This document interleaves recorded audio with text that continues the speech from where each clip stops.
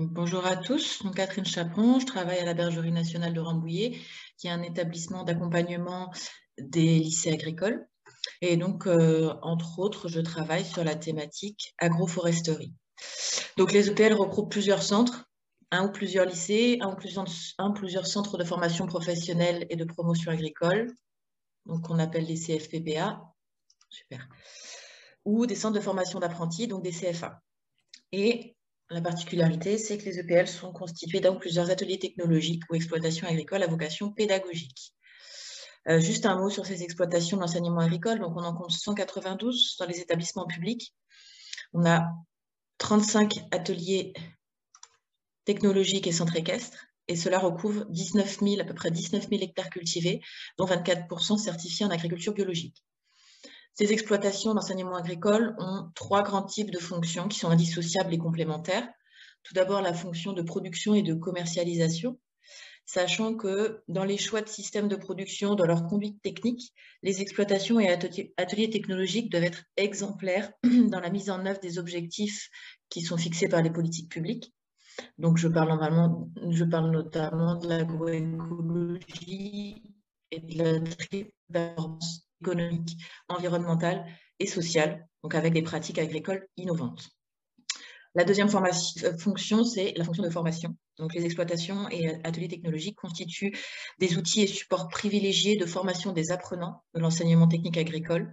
Ils offrent vraiment la possibilité de mise en situation pédagogique diversifiée, donc sous la responsabilité des enseignants et formateurs et avec la collaboration du directeur de l'exploitation agricole. La troisième fonction que l'on peut citer, c'est l'animation, le développement des territoires et le développement des expérimentations et d'innovations agricoles et agroalimentaires. Ça peut bien passer. Voilà, juste quelques chiffres. Donc, on a 10 établissements lauréats de l'appel à projet CASDAR transition agroécologique qui sont appliqués l'agroforesterie sur la période 2014-2018. On a un cette année, en 2019, si je ne me trompe pas. Donc ensuite, sur les 174 établissements que compte l'enseignement agricole, 95 à l'heure actuelle, alors ne pas retenir forcément le chiffre pour vous donner un ordre d'idée, mais à plus de 50% sont engagés dans un ou plusieurs projets d'agroforesterie. Donc là, ce que je vais faire, c'est que je vais vous montrer un peu un panorama. Donc ici, vous avez l'ensemble des EPL qui ont un ou plusieurs systèmes agroforestiers en place, donc c'est la grande majorité, ou en projet. Et donc ici est affichée donc, la France métropolitaine, et il faudra rajouter la Nouvelle-Calédonie, Mayotte et la Polynésie française. Donc là, ce que vous pouvez voir sur cette carte, donc on a une répartition géographique assez bonne. Donc sur cette carte, en fait, vous pouvez faire un système de recherche par mots-clés. Donc on va regarder un petit peu plus en détail. Juste pour expliquer un petit peu, donc vous avez distingué les systèmes de sylvopastoralisme, donc simplement qui associent arbres et animaux, et les systèmes d'agri-sylviculture qui associent arbres et culture. En vert, vous avez des précisions sur le type de système agroforestier en fonction des mots-clés qui sont revenus. Donc, est-ce qu'il comporte des haies, des arbres de type auger, des vergers? Est-ce qu'on est sur des systèmes de type pré-verger, verger maraîcher, parcours animal? En violet, vous avez le type de production arboricole visé. En bleu, vous avez les enjeux et services écosystémiques qui sont attendus du système agroforestier. Et en rouge, donc, on a aussi les classes des établissements qui ont été impliqués. Donc, si on fait une petite requête pour vous montrer un petit peu, on a 53 établissements qui sont impliqués dans du sylvopastoralisme. Si je rajoute à ça des établissements qui ont associé les haies dans leur système sylvopastoralisme, on a 19 établissements. Donc, les chiffres ne sont pas à retenir parce que cette carte est en constante mise à jour, mais c'est pour vous donner un ordre d'idée.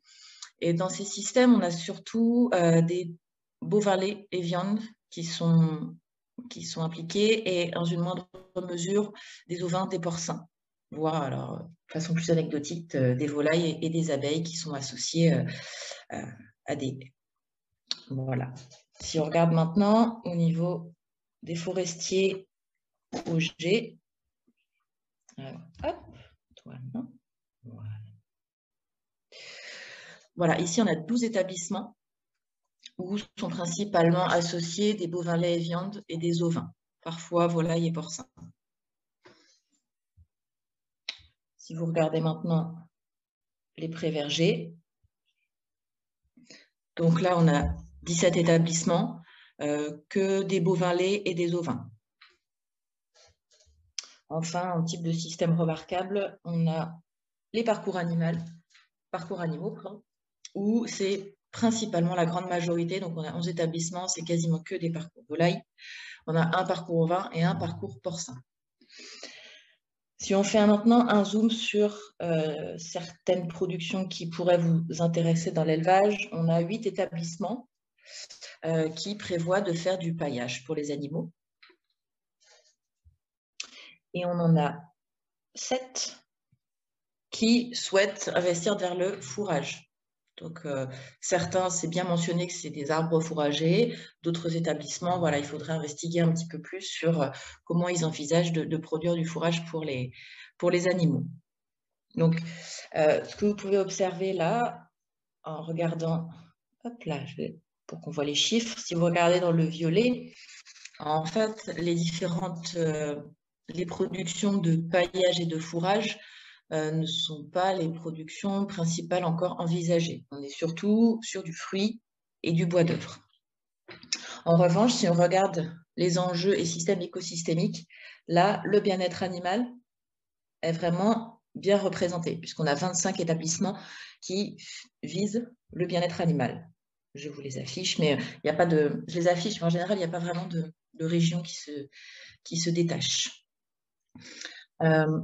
Ensuite, un autre enjeu qui n'est pas encore vraiment pris en compte, mais je pense que ça ne serait tardé, c'est si on regarde le climat. Donc, il y a 9 établissements, et si on croise avec le sylvopastoralisme, on descend à 6 établissements qui visent en fait l'adaptation au changement climatique.